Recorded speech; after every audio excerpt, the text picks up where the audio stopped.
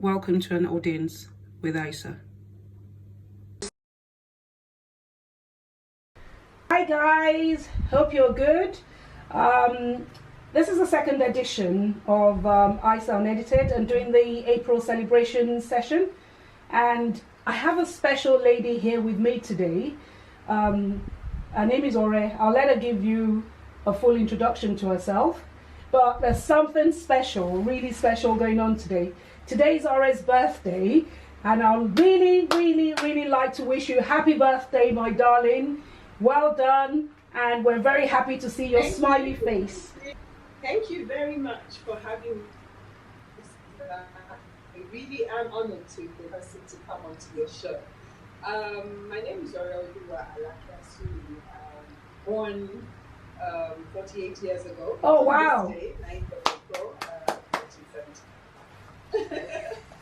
I was born in Chicago, Illinois, to two brilliant parents, Adiremi and Bunyade. My mom's passed now, but dad's still alive. Oh wow! And since then, it's been a lovely journey, I must say. I have had a very interesting life. I would say I came back into Nigeria when I was 3. Went to primary school in Chrisland, which is a popular school in Lagos, Nigeria. Okay.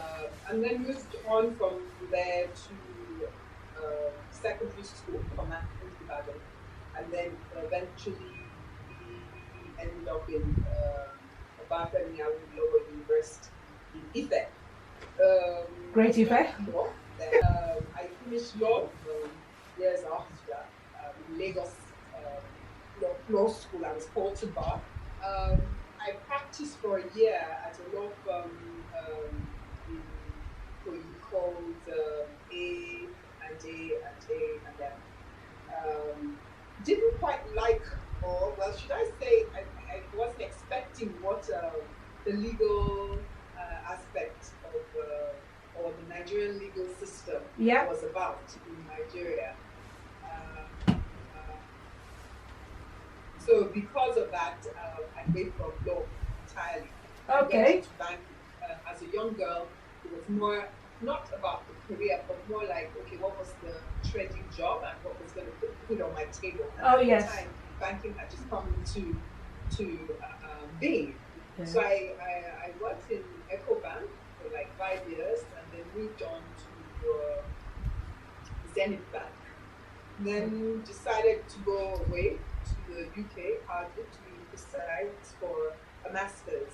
And it was while I was there that I realized that banking wasn't really for me again. It was just a job, and I started to think, what does it for me? What's the passion?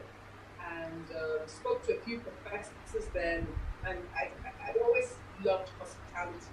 So after a few words with my professors, and they helped me realize that I needed to get into whatever I was doing with a lot of passion. And about today, the topic would be hospitality and travel. Yes. Anyways,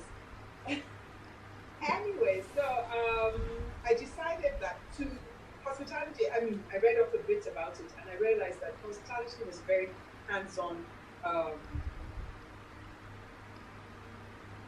role or job, as it were.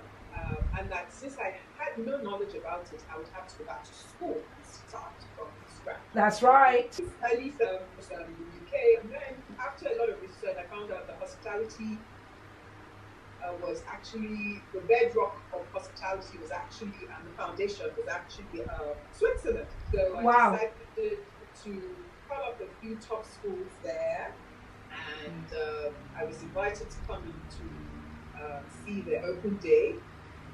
And eventually, there were a few schools, but I eventually went for a school called Lyon. Lyon should be rated between number 3 and number 4 in Switzerland now in terms of hospitality. It's very high end. And it was such a great experience because for me, being that I had come in through law and come in through banking, it was always office jobs. But yes, you're actually hands-on with your hands, and you're working with, I hate to use this word, but the lower cadre All right. people that are ready to serve. It's all about serving and gaining experience. That's good. While serving. And also, it's more of if you have a passion to serve and to give whoever your customer or your guest, depending on what part of hospitality you're working in, that ultimate experience that a lot of people tend to overlook. Yes. Because it's the tiny things that make a difference. It's from how your slippers are placed by your bedside, or how the clock is turned so you can see the time as soon as you open your eyes. It's just really those little differentiating factors that matter. Yes. So for me, I went to did the practical as well as academic courses. Yes. Came out of it and then got a job with Oreoluwa Asuni. The Martins call it the 7-star, and that's because it's just a phenomenal hotel with very high standards. Yeah. So can I say, I can start this, can I say something then, is from what you've said so far about your background, would I be right in saying that you going into travel and hospitality, basically going off to do your masters in Switzerland, is where you found yourself, or you found your passion? Well, it's a strong passion, and travel are very intertwined. They're different, yes, but they're very intertwined. So when we talk hospitality, we're talking about service in the restaurants, in the hotels, in hospitals. Yeah. It has to do with food and beverage, it has to do with room service, it has to do with event planning, and all these things. Yeah. One destination to another, it could be on an adventure, it could be on a shopping spree, it could be a staycation, it could be, it's just generally, it could be wellness, it could even be, what's it called, medical tourism. Yes. Medical, however, like I was saying, I ended up being employed with Oreoluwa. I worked there for 4 years, gained a lot of experience, and left there as a manager, a sales and marketing manager. I eventually came back into Nigeria, thinking that this is time. Hospitality is a very green area. It was then, and still is a very green area in Nigeria. For some reason, our people don't generally like to serve. All right. Nigeria. But it's picking up. Yes. I remembered when I told my dad I was going back to school and it was hospitality. He was like, "How did you hear from God? Why are you going to work in a hotel?" Anything. Yes. That kind of environment. Why would you want to work? I can understand. Yes. Yeah. So members like to come and to understand what hospitality is really about. Yes. And fast forward another 9 years, hospitality is really booming. There are properties coming up, hotel properties coming up here and there. There's still very green areas and very large opportunities, gaps that opportunities to plug into. Yes. Anyway, so I came in and I worked with a hotel called Intercontinental. It was supposed to be their flagship hotel in Nigeria, in West Africa. Yeah. It is very capital intensive to get hotels started up in Nigeria. I guess everywhere in the world, but mostly in Nigeria. So there weren't so many hotels that were ready at the time. And a gentleman approached me and said, "Oh, do you know anything about travel?" And I was like, "No, but if it has to do with sales, which is one of my strengths, why not? Because I am in sales in hospitality, and when it comes to selling, it's just transferable travel." So I moved into Wakano, and I was to start the corporate travel, corporate travel with them. Right, I remember that. Didn't have any to travel and started with wakanow.com.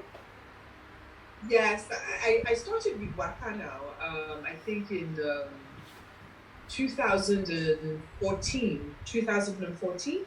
or 2013. Yeah, one of the 2 years. Okay. Anyway, so I moved into them, started off the corporate travel, which is a very dynamic thing.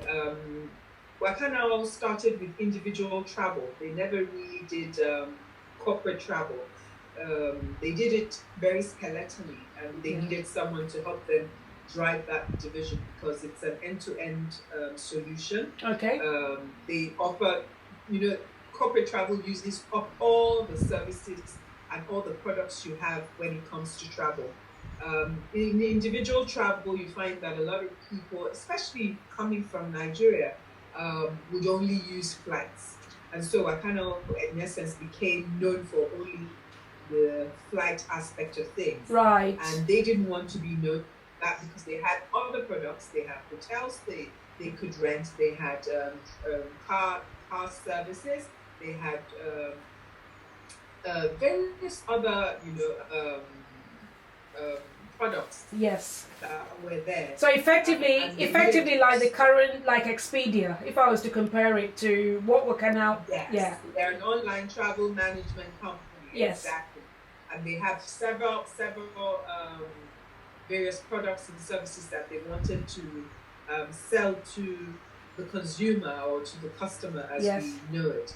So corporate travel in Nigeria was pretty much, and still is pretty much, the market segment that utilizes all these various products that we have. Yes. And that's how I got into travel. Okay. Thank you so much. So far, Ore, I have to say your background is so interesting. I would use the word eclectic for you in terms of what you've done so far. So, but you've gone from law to banking to hospitality to travel, and you're obviously specializing now. You're more of an expert in the travel and hospitality industry. So, but focusing particularly on travel, yes. What would you say is the behavioral pattern of travelers from Nigeria? Wow, very good question. Nigeria, I would say, we generally like to travel as Nigerians. Abroad, initially, okay, so I'll do a bit of historical background. Years ago, when we were growing up, our travel, yes, we did do like probably the summer holiday to the UK or the US, depending on where families were located and situated. But we predominantly spent our holidays in other people's homes within Nigeria, or we would go to another city. Maybe if you lived or resided in Lagos, you would go to Ibadan to spend time with your cousins. Yes. Go to Kaduna to spend time with your family, friends. And that was what travel was. And for those that were very, very adventurous, they would venture out to other African countries.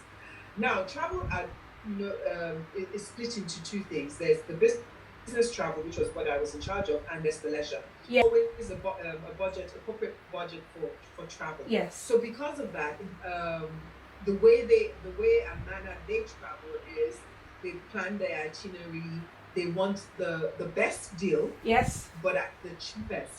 That would value safety and efficiency as opposed to budget. While there's some companies that would put budget as the number one or top priority, but budget is always one of the top three anyway. Yes. So there's always have to, if you're a travel agent, you always have to plan for them, and your differentiating factor or your value proposition is that you can get them to the place at the safest, most direct, timely fashion, and the cheapest affordable available. Yes. Can I comment that? So that it does make sense, because coming from the corporate world, obviously, one of the things that they always try to do is leverage the volumes that they can provide to this respective travel suppliers, if you like, to get very good deals. Mm-hmm. So I think I get your point when you say, budget, the budget is geared towards what's the best we can get. Obviously they want quality, but I think it's about leveraging. Yeah. And they want it to be very efficient, because a lot of them are how do you call it, MDs of companies going for specified meetings. Yes. So they don't want their itineraries messed up in any way, shape, or form. They want to be at their hotels at the right time so that they can make these meetings. So yes, so it makes perfect sense, because if it's about business, it's about making money, it's about getting there on time. Yes. So it's just that just in time. Why would you go, maybe go have a layover when you can go direct and get to where you're going on time? Exactly. So that's the sort of thing. Okay, that sounds good. Back home to Nigeria. Very interesting. Yes, I'm very interested in that bit. We all know how Nigeria is. Nigeria is not that straightforward. In the UK and the US, there are guidelines. You go through the guidelines. You're employed on merit, on your efficiency, your records of efficiency, and all. But in Nigeria, it's not that way. It's your relationship with that travel consultant that matters. If you're not doing your bit with that relationship, trust me, you'll be out of the door. Wow. Because every year they have different people bidding for this positions there as well, this relationship management and all. And if you don't have that special relationship and connection with that person, you'll be out of the door. So this is on the leisure side as well that we're talking about, and it's still this competitive. Well, with the leisure, it's completely different, because you're not with the leisure.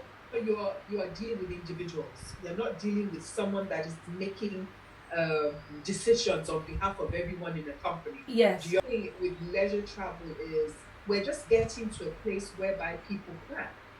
Nigerians are generally last-minute people. Right. We generally stay with family. Mm-hmm. So what tends to happen is they pull you up and say, oh, I want to go to London and this is my budget. Meanwhile, that budget can't stand, because if you hadn't booked way before time, there's a likelihood that your ticket fare or your hotel rates will be high. Yes. And they expect you to miracles by getting the rate or the fare that they want. Yes. So there's a lot of education just getting there. The Westerners are used to it. They plan their holidays a year before time just to get the best rates or the best fares. But we Nigerians, we want to go tomorrow and we book the day before. I expect to get a seat available with the cheapest fare. Yeah. How that works. Yeah. I had to start laughing. I had to smile, because when you described the the individual behavioral pattern, it's just so typical. It's so typical of us, and it's really really interesting, because that's the thing. You have people we're very last minute, aren't we? We're just very last minute.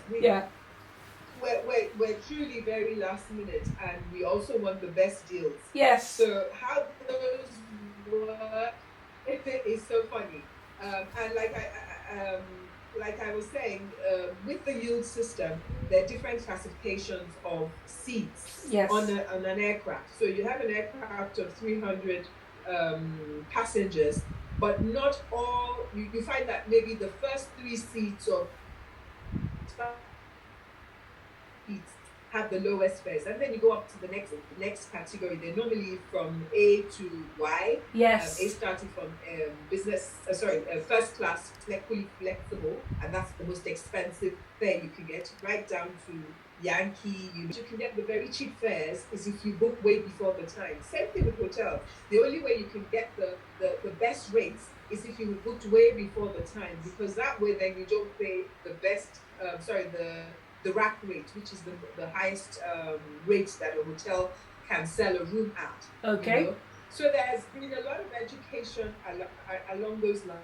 Flights at 170,000 naira. Yes. Now the cheapest fare you can get, even if it's what's it called? If it's like a cheap promo fare, would start from 200, 300, depending on if it's a premium flight like an Emirates or a British Airways or Virgin Atlantic, which are mostly direct flights to certain destinations. Okay. Or if it's like Kenyan Airways, who's competing in the same space but would avail you of cheaper fares, you know. Okay. So people started to think along those lines that, look, I have to save money.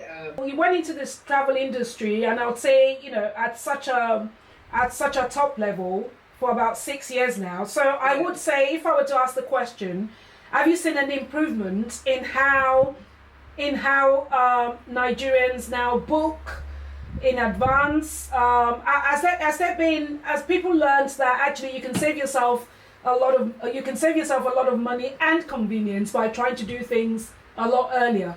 Are you seeing that taken up?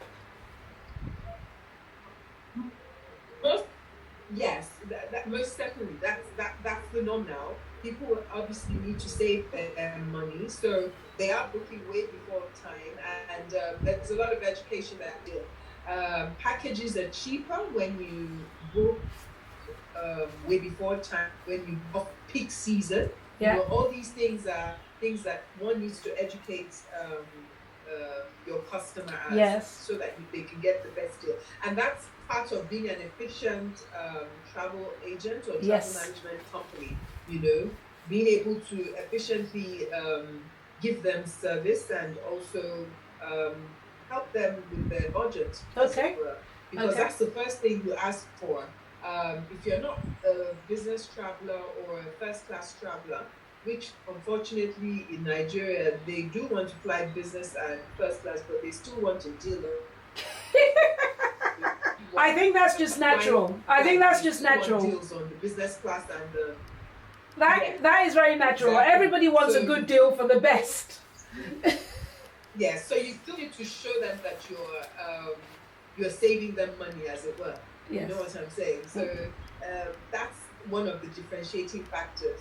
Another thing I would say in the behavioral pattern is the fact that Nigerians generally, apart from the business travel, which I said the company takes care of both your accommodation and your flights, your ground transportation, and by there, utilizing all the services. The leisure on the other side is just in recent times, I would say another 4 years ago, that people started to really have a holiday, as it were. Yes. Our holidays in those days were Auntie Big stays in America, so we're going to stay with her throughout, the entire family. We're going to buy a few things for her, grocery-wise, to say thank you for staying with her. Yes. And then we're going to go shopping. Yep. That was the holiday. That's. But in the last few years, I would say in the last 4 years, there's been a lot of awareness and a lot of different kinds of. There's adventure holidays, there's shopping holidays. Yep. Some people just want to shop. There are wellness holidays. They're just, some people just want to rest. It's for travel now. Yeah, I'm glad you made that point. If I can stop you, because it's such a crucial point now that people have realized they need to let their money work for them. So use it and spend it on yourself.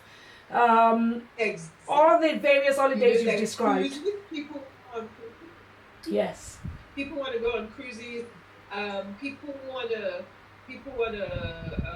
just sightsee. Someone like me, when I go to any city, I want to sightsee. I want to know what the culture is about. I want to know what the language is, the food, you know. So there are different reasons for different people to travel. So there's been a lot of awareness now, and now families have decided, okay, let's actually take a holiday. We've been running helter-skelter in Nigeria. It's been so busy work-wise, mother, father, kids. Let's take a holiday.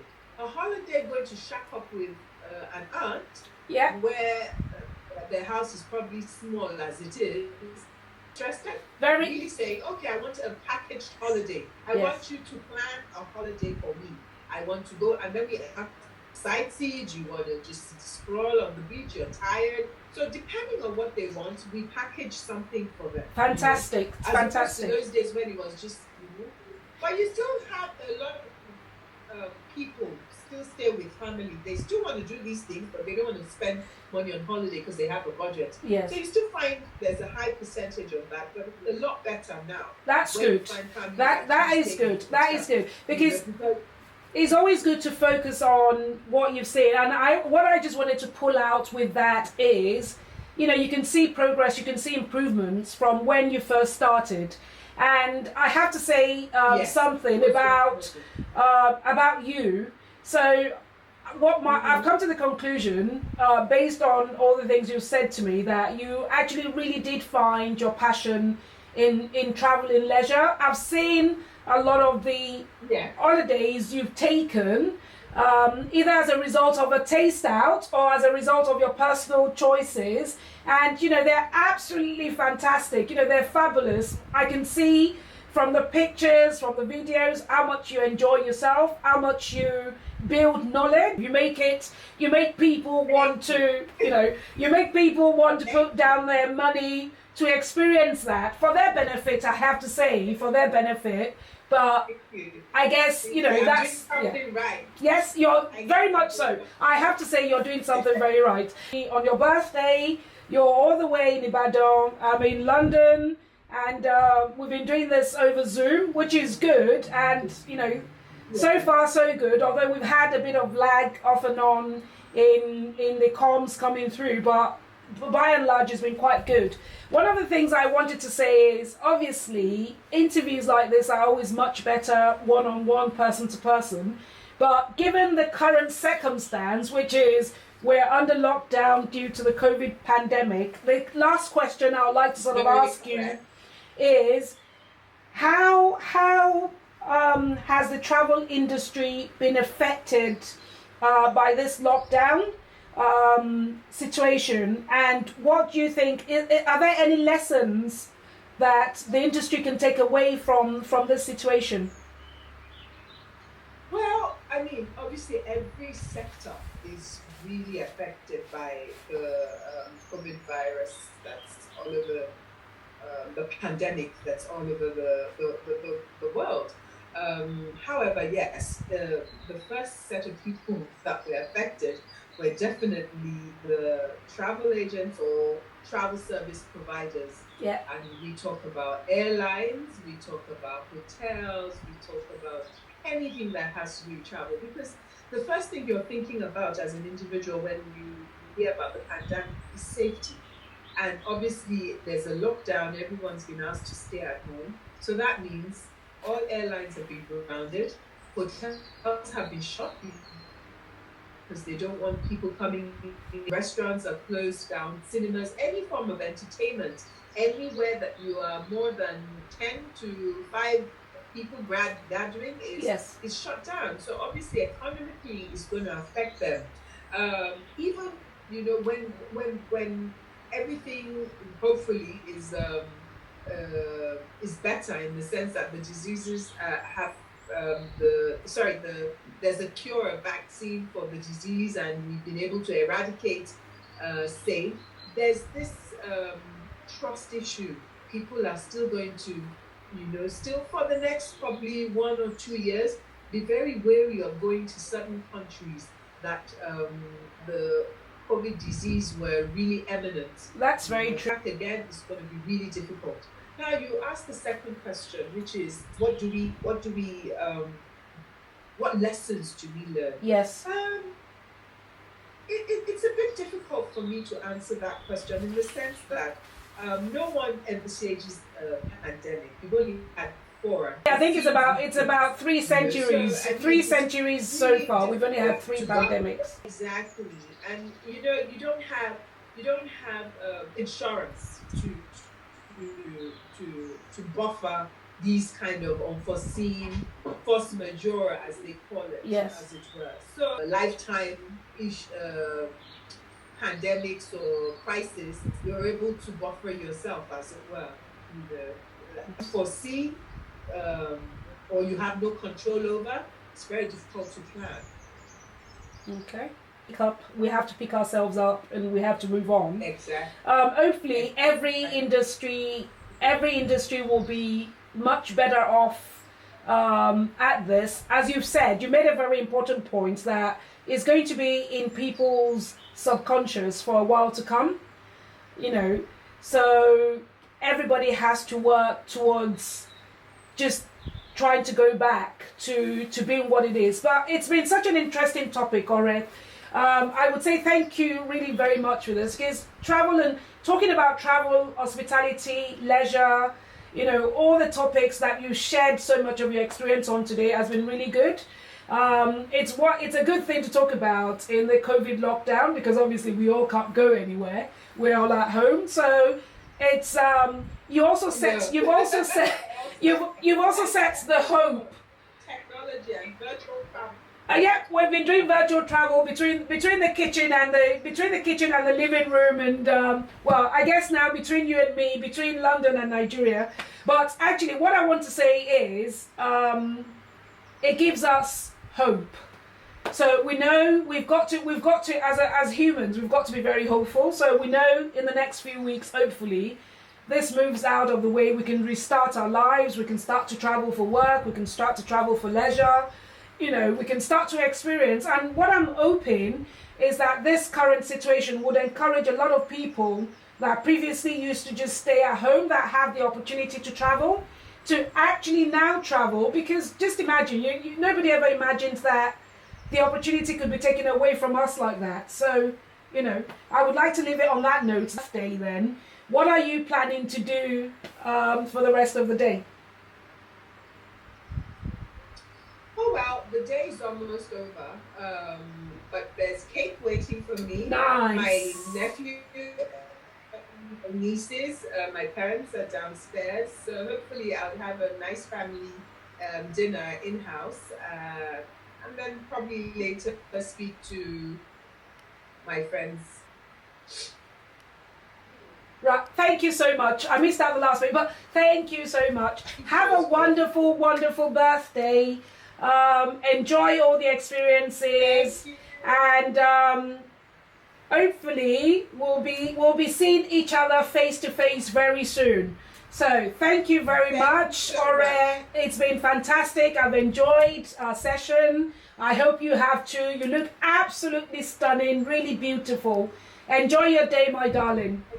Bye. Thanks for having me. You're welcome. You're welcome.